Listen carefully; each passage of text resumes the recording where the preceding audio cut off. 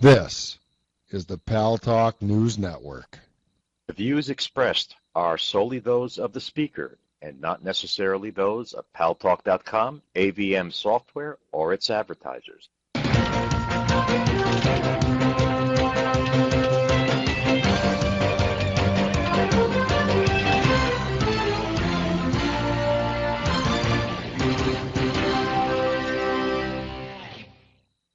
Talk is online. News Talk Online, a production of Paltalk.com, the largest multimedia interactive program on the internet, with more than 4 million unique users on demand on iTunes and on YouTube.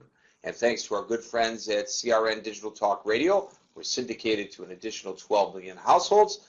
I am your host, Gary Baumgarten. I welcome you to the show. I want to remind you all that you should be going to paltalknewsnetwork.com often, because we are updating that throughout the day, every day, even on weekends, even on holidays. You will see stories there that you may or may not see, hear, or read in the mainstream media.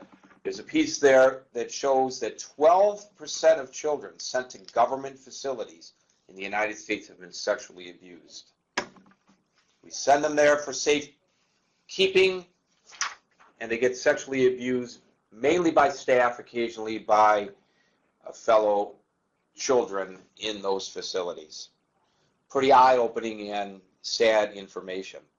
Here's some good information. Tuesday at 9 o'clock New York time, in the Make It Pro TV room, in the radio and television section of paltalk.com, my guest will be Kim Vandenberg, who won a bronze medal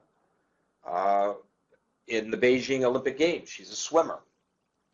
And she will be here at 9 o'clock New York time this coming Tuesday. We're bringing you all the best in sports on the Make It Pro show.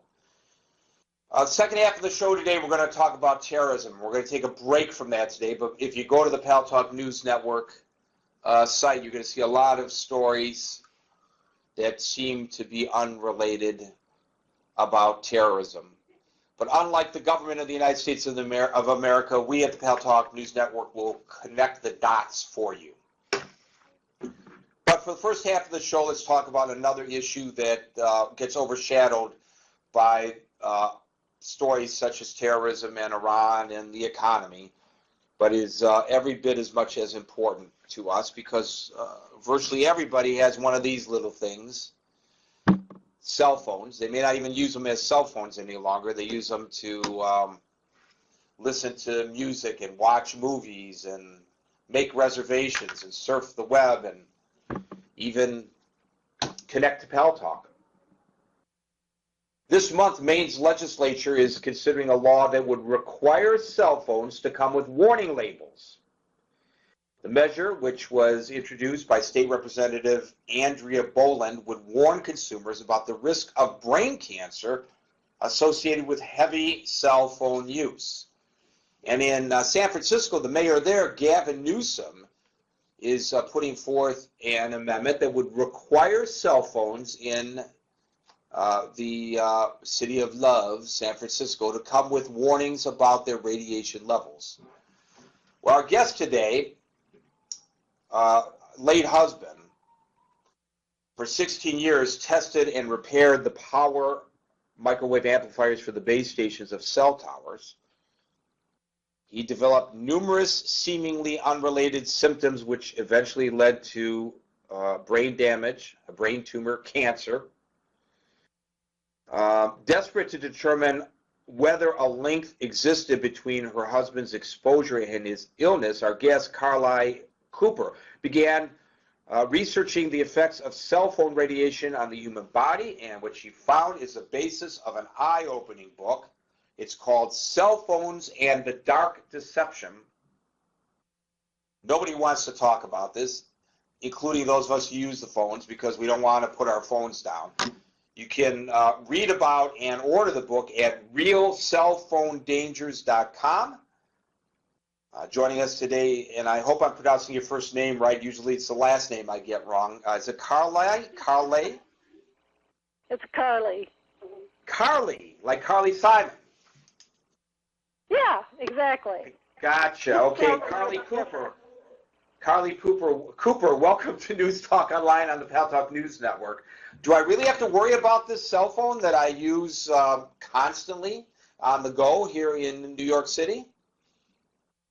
You know what, Gary? Yes, I'm sorry to tell you that you do have to worry about your cell phone and being on it all the time. And you also need to be concerned if you are keeping your cell phone on your belt or in your pants pocket.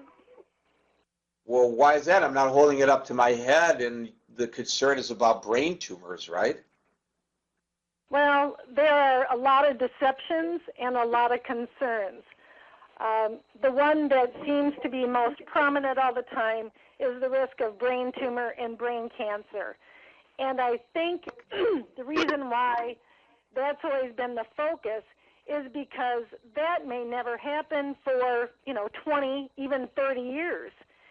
And I think one of the deceptions is that you're not being told what symptoms you need to look for prior to ever developing cancer. I mean, you may or you may not develop cancer. Of course, the risk is greater if you use your cell phone a lot more. But there are precursors that take place, as it was with my husband, prior to ever developing brain damage or brain cancer. And most people don't realize that there's a link, but there's 70% of cell phone users experience one of 7 common side effects from cell phone use. And what might those be? I would imagine blurred vision might be one of them. You know what? Cell phone radiation is absorbed readily in the eyes, and like you had mentioned before with the brain, absorbs a lot of radiation. After 3 to 5 years, well, let me back up. One of the deceptions of cell phones is that you can use your cell phone, you can be on it for 15 minutes, 30 minutes, an hour, and there are no responses from your body for that use. It's a cumulative effect. So although you may not feel, your brain has no pain receptors, and you're not feeling any kind of response, no headache, you assume that it's safe. Well, what happens, like with other toxic exposures, as this exposure accumulates and you continue the exposure, then adverse health effects start to occur.